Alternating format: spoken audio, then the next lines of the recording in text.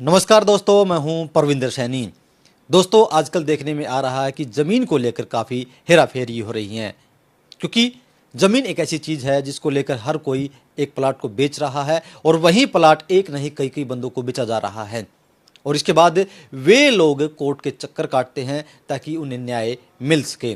लेकिन अगर आप जागरूक हैं, अगर आपको इसकी पूरी जानकारी है, तो आप इस फ्रॉड से बच सकते हैं। इसका क्या कुछ तरीका है, किस तरीके से आप ये चेक कर सकते हैं कि ये ज़मीन जो है पहले बिक चुकी है या नहीं बिक चुकी है और क्या आपके साथ फ्रॉड हो रहा है। इस विषय को लेकर तमाम जानकारियों के साथ हमारे साथ झज्जर से वकील सौरभ फोगाट जो है वो हमारे साथ हैं। वकील साहब, आपका हमारे कार्यक्रम में स्वागत है। सर बहुत बहुत धन्यवाद। सौरभ जी, मैं आपसे जानना चाहूँगा कि ज़मीन को लेकर हम देखने में आ रहा है कि कोर्ट में बड़े केस चल रहे हैं, बड़े मामले हो रहे हैं कि ज़मीन एक व्यक्ति को फिर दूसरे को फिर तीसरे को बेची जा रही है। तो इससे किस तरीके से हम बच सकते हैं और कितने केस जो है जज्जर कोर्ट में आते हैं ज़मीन को लेकर? सर देखिए, जितने भी सिविल केसेस हैं उनमें से मेजॉरिटी के जो केसेस हैं ना वो ज़मीन की रिगार्डिंग होते हैं कि ज़मीन में धोखाधड़ी है किसी के साथ, या फिर एग्रीमेंट करके उसको कंप्लीट नहीं कर पा रहे लोग। तो उसके पीछे भी काफ़ी कारण है। जैसे आपने आज का जो टॉपिक उठाया वो बहुत इम्पोर्टेंट है और सोसाइटी में इसकी नॉलेज होनी चाहिए। कुछ पॉइंट्स हैं जिन पे जो ख़रीदने वाले हैं वो अगर गौर करें तो बेफालतू की जो लिटिगेशन है, मतलब जो ऐसे केसेस हैं उनसे बचा जा सकता है।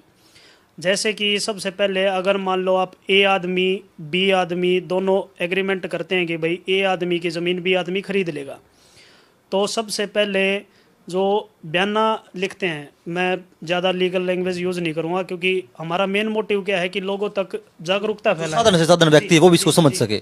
तो बयाना जो होता है उसको कोशिश करें कि वो रजिस्टर्ड हो। रजिस्टर्ड अगर बयाना होगा तो उसमें दूसरी या तीसरी पार्टी की इन्वॉल्वमेंट, यानी कि वो ज़मीन दूसरी या तीसरी जगह बिकने की जो है ना चांसेस बहुत कम होंगे। अब लोगों को ये नहीं पता कि भाई रजिस्टर्ड बयाना क्या होता है। देखो, लोग क्या करते हैं कि 100-200 रुपये की स्टैम्प पेपर पे लिखवा लेंगे, उसके बाद में जो है ना नोटरी से नोटराइज करा लेंगे, और गवाह भी जो है ना कोर्ट में कोई मिल गया या कोई और गांव का ऐसा जो है ना गवाह ले आएंगे। इसका सही और ठीक जो है ना रास्ता ये है कि आप उसको रजिस्टर्ड कराएं, तहसीलदार के पास जाएं। वो रजिस्टर्ड जो एग्रीमेंट होगा वो प्रीवेल करता है नॉन रजिस्टर्ड। मतलब अगर एक ज़मीन के दो एग्रीमेंट हैं, एक रजिस्टर्ड है एक नॉन रजिस्टर्ड है, तो कानून की नज़र में जो रजिस्टर्ड एग्रीमेंट है उसकी ज़्यादा वैल्यू रहती है। दूसरा क्या है कि जो गवाह हैं, लोग क्या करते हैं कि गवाह बना लिया किसी गांव वाले को या नंबरदार को, या मान लो कोई थर्ड पार्टी को।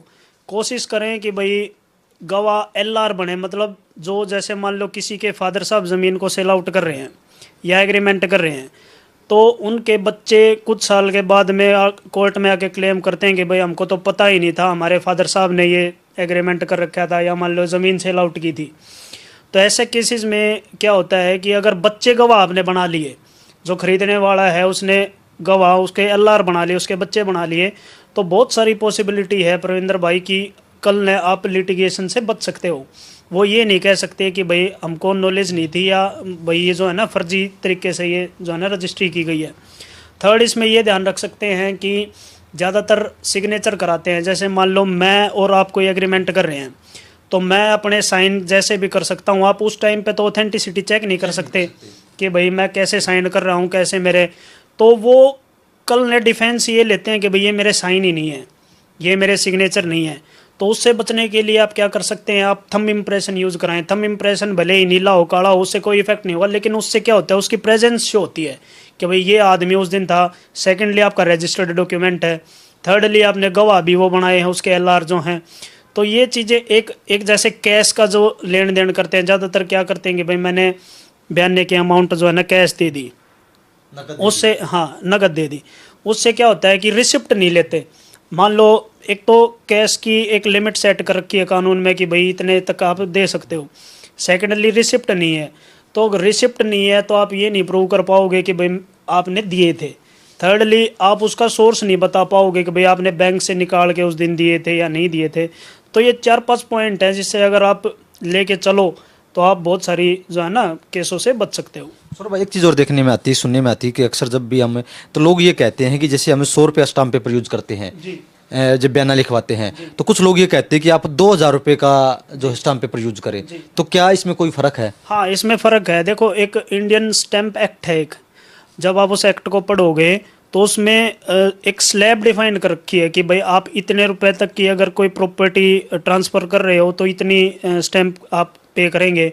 अगर आप इससे ज़्यादा, वो स्लैब पे डिपेंड करता है कि आपकी प्रॉपर्टी की वैल्यू कितनी है, उस वैल्यू के अकॉर्डिंग जो है ना स्टैम्प वेरी करती है। और स्टैम्प का भी जो है ना जो आपके एसआरए के केसेस होते हैं, मतलब जो ज़मीन के लेने देने के जो केसेस होते हैं, उनमें पूरा रोल रहता है। एक चीज़ और हम अक्सर हम देखने में आती है कि जैसे कोई मान ले एक बंदे ने ज़मीन बेची, एक बंदे को बेच दी, दूसरे को बेच दी, तीसरे को बेच दी, अगर मान ले वो दूसरा तीसरा बंदा है, तो अगर उसके साथ ये फ्रॉड हो गया तो वो कैसे बच सकता है? उसके बाद कोई तरीका है?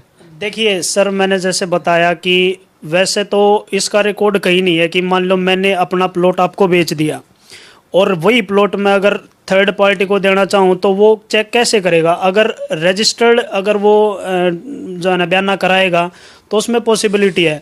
अगर सभी लोग रजिस्टर्ड बयाना कराने लग जाएं तो फ्रॉड से बचने की पूरी पॉसिबिलिटी है, उसमें फ्रॉड होने के कोई चांसेस नहीं रहते। रजिस्टर्ड का तरीका क्या है, किस तरीके से हम करा सकते हैं? सिंपल रजिस्ट्रेशन एक्ट बना रखा है, उस रजिस्ट्रेशन एक्ट में अपने तहसीलदार साहब जो है ना, ज़्यादातर तहसीलदार साहब को पावर दे रखी है रजिस्ट्रेशन की। आपके तहसील लेवल पे जो है ना सब रजिस्ट्रार बैठे रहते हैं, आप उनके पास जाइए, एक अर्जी लगाइए और दोनों पार्टीज़ वहाँ जाके अपने एलआर को गवाह लेके आओ, और जो बाहर वकील साहब बैठे होंगे वो अपना ड्राफ्ट कर देंगे। ड्राफ्टेड बाय से जो है ना आप अटेस्ट करा लो कि भाई जैसे मैंने वो एग्रीमेंट ड्राफ्ट कर दिया, कल ने मैं उसकी एविडेंस जो है ना कोर्ट में बता सकता हूँ कि भाई मैंने ये दोनों पार्टीज़ के कहने से ड्राफ्ट किया था। सेकेंडली, जो नोटरी साहब हैं उनको आप एज ए एविडेंस बुला सकते हो कोर्ट में कि भाई इन्होंने ये नोटराइज किया था। और थर्डली जो है ना, जो रजिस्ट्रार साहब हैं उनके ऑफिस में रजिस्ट्रेशन एक्ट है एक, उसके अकॉर्डिंग सब डिस्ट्रिक्ट लेवल पे सब रजिस्ट्रार बैठा रखे हैं, वहाँ जाके आप अर्जी लगाओ, रजिस्ट्रेशन करा सकते हो। एक चीज़ और मैं देखते हैं कि अक्सर जब हमें बयाना देते हैं तो उस वक्त 100 रुपया स्टाम्प पेपर लेकर उस पर लिखवा लेते हैं, क्या उसकी कोई अहमियत है, उसकी कोई वैल्यू है? सर देखिए, अगर नो डाउट अगर प्रॉपर्टी में डिस्प्यूट अराइज नहीं हो रहा तो आपका 100 रुपये का स्टैंप और नॉन रजिस्टर्ड डॉक्यूमेंट या कोई भी गवाह हो, भले ही सिग्नेचर कर रखे हों, वो चल जाएगा। ये सारी चीज़ें जब होती हैं जब उसी प्रॉपर्टी का एक रजिस्टर्ड डॉक्यूमेंट आ जाए। लेट अस से मैंने आपका प्लॉट जो है ना मैं और आप सेल आउट कर रहे हैं, तो एक तो रजिस्टर्ड है, एक नॉन रजिस्टर्ड है, उस पॉइंट पे रजिस्टर्ड जो है ना वो प्रीवेल करेगा, उसकी ज़्यादा वैल्यू रहेगी। बाकी अगर डिस्प्यूट राइज नहीं हो रहा तो उससे कोई इफेक्ट नहीं है, वो कोर्ट में जो है ना वैलिड है, उसकी कोई दिक्कत नहीं है। तो चलिए दोस्तों, ये छोटी ही ये जानकारी ज़रूर है, लेकिन अगर आप भी प्लॉट जब खरीदते हैं या बेचते हैं तो उस वक्त इन चीज़ों का ध्यान अगर आप रखेंगे तो जो आजकल ज़मीन को लेकर जो बड़े बड़े फ्रॉड हो रहे हैं उन तमाम फ्रॉडों से आप बच सकते हैं। ये तमाम जानकारी देने के लिए सौरभ भाई आपका बहुत बहुत धन्यवाद। Thank you sir, thank you.